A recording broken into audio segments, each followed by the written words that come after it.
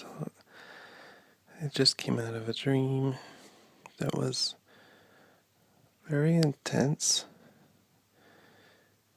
I was at my grandparents' house, and it was summertime, and my aunt was there as well. It seemed like she was going to stay the night, so I figured I could too. And her and my grandfather were in the family room, and I decided to go make some tea, even though it was very late for that. I decided it'd be okay. I went and got a very tall glass, the tallest one that I could, and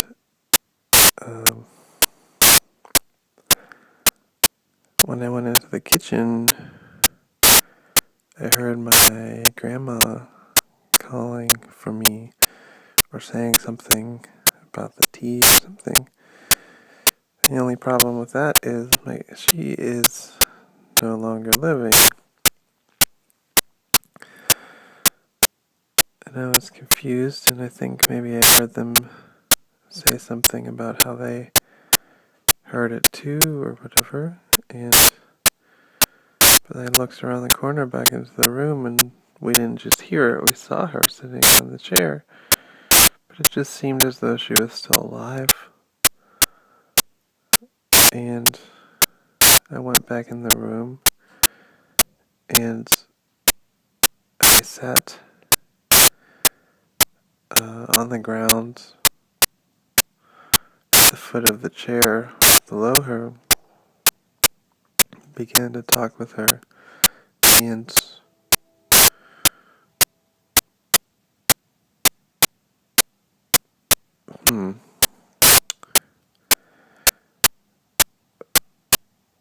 we just began to talk about how we could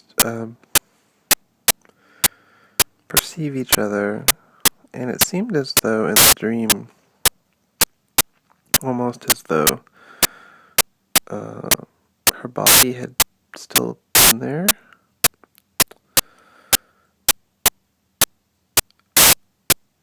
And she was saying how she was still in it and was still, at times,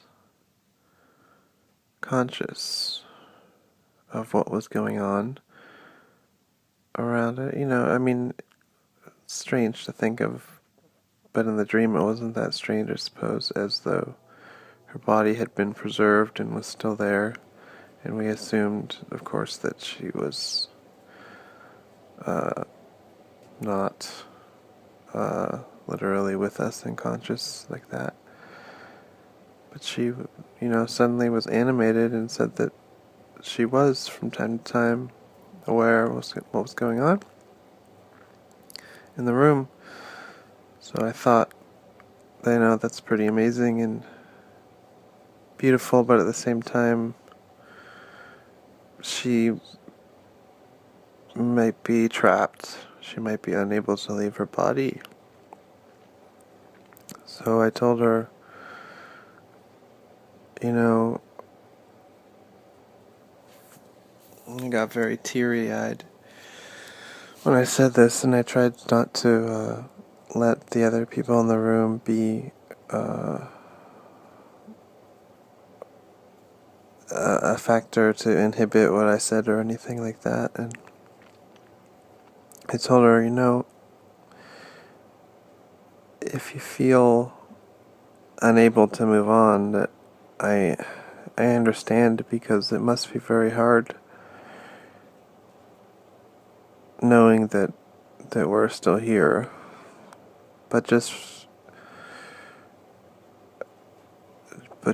remember that we all have to move on, and we all will move on.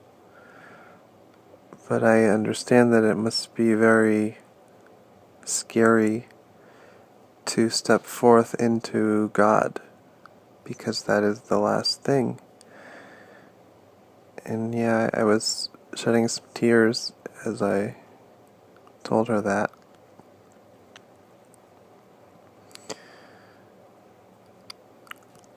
And right after that segment, the dream continued that I was back at my apartment in my bed where I am now, and I was waking up and I was happy to start a new day by myself. But as I was waking up, I could feel that there was another person in my bed, and it was really dark, and so I couldn't see who. I tried to feel around, see if there was any indication, and I just felt like their hair, but it didn't, couldn't figure out who it was. So, but I had an idea. I don't know why, but I think maybe earlier in the dreaming, this person had been there, and it was a friend who I stopped hanging out with when I was probably about 14. And his name is Brian. And so I went over to turn the light on to see. And he was giggling. He didn't want me to turn it on or something. I turned it on, and it was him. And I just kind of looked at him like, what's going on? How did you get here? Why are you here? And yeah, then I realized that earlier in the dream he had been there at the house. And he told me, well, like, at 3 in the morning I went to a play. And he said some phrase that made no sense. Like, thick o'clock. That it went till then. And I, even in the dream, realized it made no sense and said, what? Thick o'clock? He was like, yeah. So I just came back, and then he said, look, I wrote you a note. And it was like, there was an old photo of myself from middle school, like the time when I used to be good friends with him. And he wrote me some notes. But it was too dark in the room for me to even read it. But he read it to me. And that's about it for now.